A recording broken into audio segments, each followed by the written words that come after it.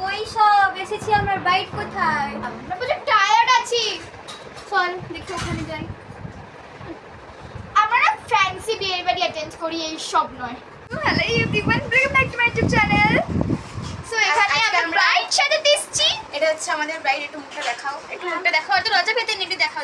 আচ্ছা ঠিক আছে, ও দেখাতে চাইছে না, সো আমরা ওর মুখটা দেখবো না, একেবারে সাজিয়ে গুছিয়ে ওর মুখটা আমরা দেখি। সাজিয়ে গুছিয়ে আমরা এখন ওর পুকি মুখটা দেখবো, তারপর চলো তাহলে এখন ওকে সাজানো যাক। বাই সাজিয়ে আসছি। সো এটা হচ্ছে আমাদের ব্রাইড, খুব মিষ্টি লাগছে। তো তুমি আজকে কেমন মেকআপ করবে? সো আপনি আজকে কি মেকআপ করতে চান? আমি জানা যদি একটু ভালো সাজাতে পারে বটে তাহলেই হইব।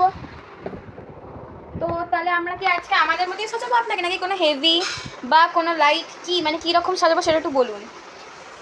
একটু লাইট ভাবে সাজাতে হইব। আমার তো সাজবো ভালো লাগে। তাও তোমার দাম করে সাজাতে চাইছো, কোনো করে সাজাবো। না তুমি তো পেয়েছি কেন, তুমি তো ভাববেও না মুখে।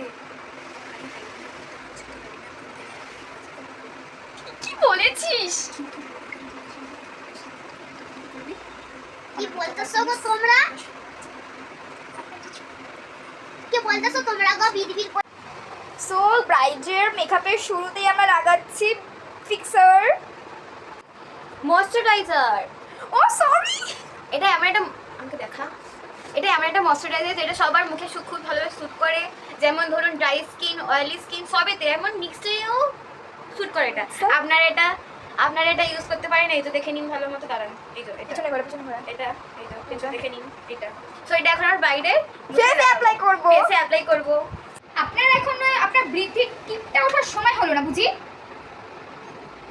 ডাইরেক্ট ফেসে অ্যাপ্লাই করো না, কিছু একটা দিয়ে অ্যাপ্লাই করো। আমরা তো কিছু জানিও না। আপনার মেকআপ আর্টিস্ট, আমরা বুঝি কোনটা কখন লাগাতে হয়, আপনি তো বেশি জ্ঞান দেবেন না। এই পুষ্পা ব্লেন্ডারটা বাড়িতে কজন আছে? ওই তো ওজনই বুঝতে পারছে না, চেঁচামেচি হচ্ছে। আমার এবো আমাদের বাড়ি তো মানে 30 জন মতো আছে। একটু আসতে ভালো লাগছে তো। দেখুন, সাজা হলে সাজুন, নাহলে সাজতে হবে না। আমরা যেমন করে সাজাবো সেমন করে সাজতে হবে।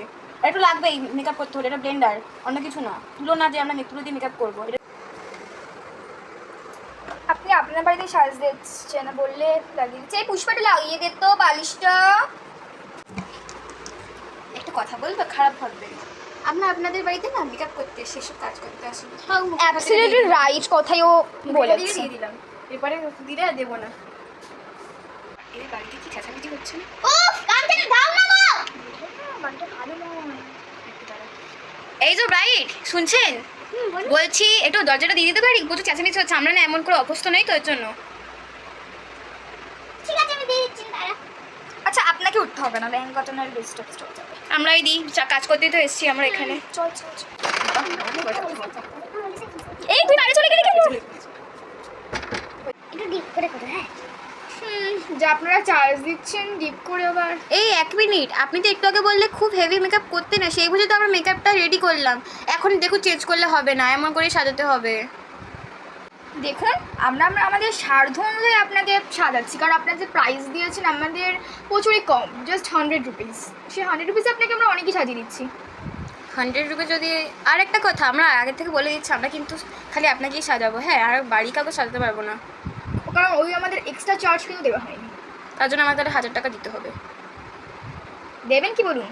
ঠিক আছে, দিয়ে দেবেন? যেমন সারাচ্ছেন ওমনই সাজেন। আপনাকে তো ওই কথাটা বলা হচ্ছে না। চুপচাপ খোল।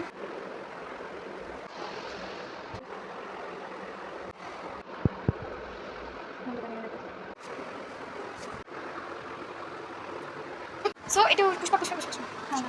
বলছিলাম যে কেমন লাগলে আমাদের কাছে সেজে আপনার? খুব ভালো লেগেছে, খুব ভালো ব্রাইট। একটু তাকাও প্লিজ। পোজ দাও। তো আমি বাইরের সাথে একটা পিকচার তুলছি এখন, সেটা তোমার সাথে শেয়ার করবো।